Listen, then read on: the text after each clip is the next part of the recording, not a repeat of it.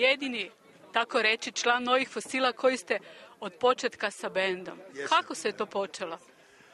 A čujte, mi smo do tad svirali po nekakvim pratećim ansamblima, sa pjevačima raznoraznima i onda smo se oformili i smo rekli idemo sami probati, ne?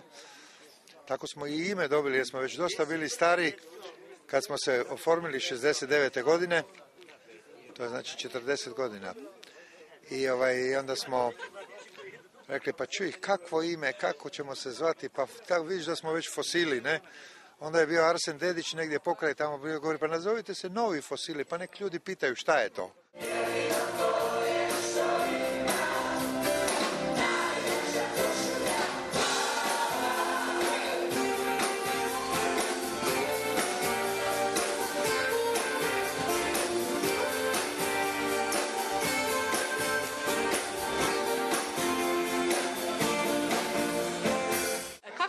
Osjećaj, recimo, poslije toliko vremena, kad ste se ponovo vratili i kad ste pred publikom koja je u međuvremenu, deca su porasla, dobila deca i svi su sad pred kinom.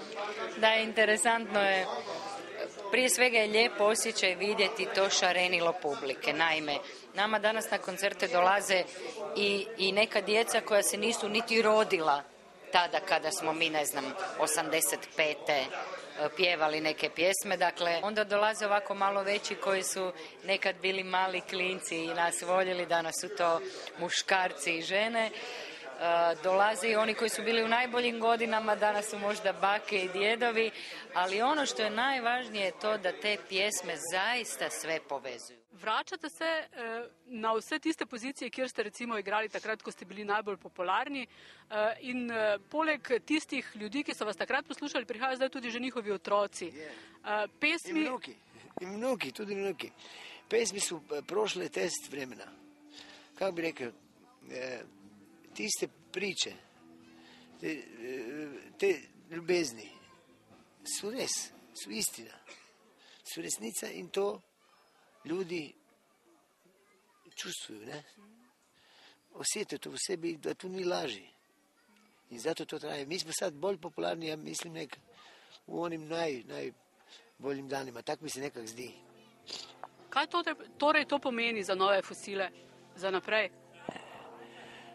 A sad bomo videli, napravili sam musical koji se zove Za dobra stara vremena, sa Željka Ogresta je napravila libreto i tu je 22, bomo rekli, hita.